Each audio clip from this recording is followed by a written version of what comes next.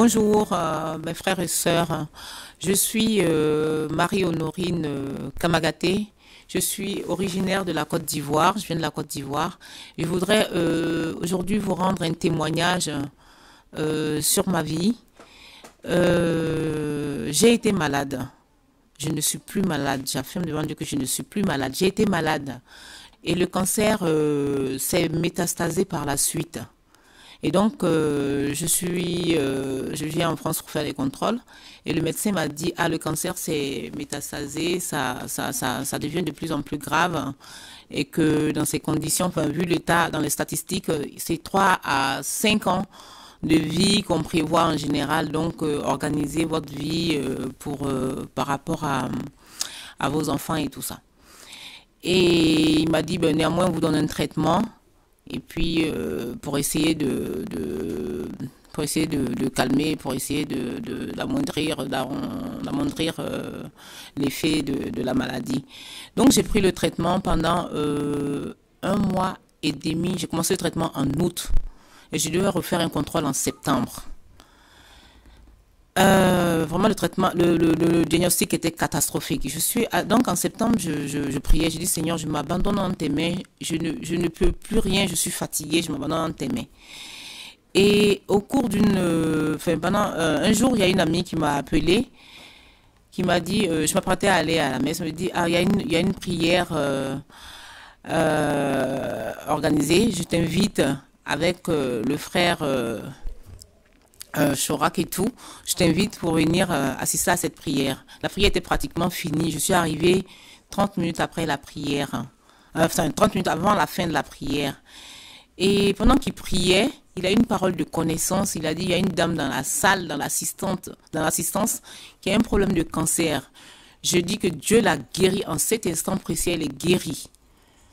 Ça m'a vraiment touchée. Je me dis, mais je viens d'arriver, ça fait 10 minutes, je suis à peine assise, et puis à cette parole-là.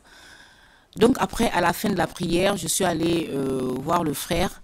Je lui ai dit, la parole que vous avez, de connaissance que vous avez donnée, je ne sais pas s'il y a quelqu'un d'autre dans la foule qui a ce problème, mais moi, je la prends pour moi et je considère que je suis guérie, que cette parole m'est adressée particulièrement, que je suis guérie. Donc il a prié pour moi, il dit, ben, si si cette parole, vous prenez cette parole pour vous, c'est que vous êtes guéri. Amen, Dieu soit loué. Donc je suis revenue pour mon contrôle, donc quelques jours plus tard, donc ça faisait un mois et demi que je prenais des traitements, je suis venue un mois et demi plus tard, et j'ai refait le bilan. Je vous assure, le médecin a dit, je disais, le médecin me regarde, je sors, elle me dit, bon, venez, je vais vous lire la radio. Je regarde, elle me met l'ancienne radio, elle dit, madame, il y a tout qui a disparu, tous les nodules cancéreux qu'on voyait dans votre corps ont totalement disparu. J'ai dit, madame, vous plaisantez, je veux dire que ça diminue. Elle me dit, non, regardez l'ancienne radio qu'elle ne m'avait pas montré la dernière fois parce que je pense que je me serais évanouie. Regardez l'ancienne radio où il y avait des taches noires, plusieurs taches noires. Regardez la radio actuelle. Aucune tâche, disparition complète, disparition complète. Il y avait au moins 10 disparitions complètes. J'ai dit, Seigneur, sois loué, le Seigneur soit béni. La main du Seigneur est puissante et a effacé toute trace noire de cancer dans mon corps. Et qu'aujourd'hui, quel que soit ce qui va m'arriver, j'ai vu la gloire de Dieu dans ma vie. Je suis guérie.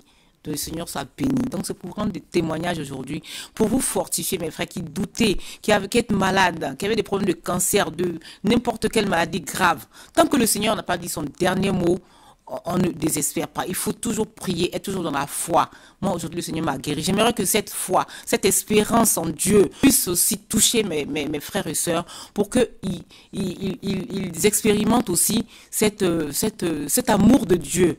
Dieu est amour, il est miséricordieux, il ne nous abandonne pas. Quand on est fatigué, il nous porte. Et au-delà de cette expérience, Dieu a toujours été présent dans ma vie, toujours, même dans la maladie, il ne nous abandonne pas. Donc mes frères et sœurs, vraiment c'est pour vous rendre ce témoignage, pour fortifier votre foi, pour ne pas que vous abandonniez, même quand vous êtes malade au bord de la tombe, tant que Dieu n'a pas dit son dernier mot, vous pouvez toujours être sauvé par le Seigneur. Mettez votre foi en Seigneur Jésus-Christ. Amen. Vraiment, que le Seigneur, son nom soit glorifié. C'était pour rendre ce témoignage que j'étais là aujourd'hui. Et je remercie toujours le Seigneur. J'ai vu sa gloire et je verrai encore d'autres choses immenses parce que je sais qu'il ne m'a pas sauvé de là pour me laisser. Donc, mes frères et sœurs, ayez la foi. N'abandonnez pas. Ayez toujours confiance en Christ Sauveur, miséricordieux, qui est Dieu et amour.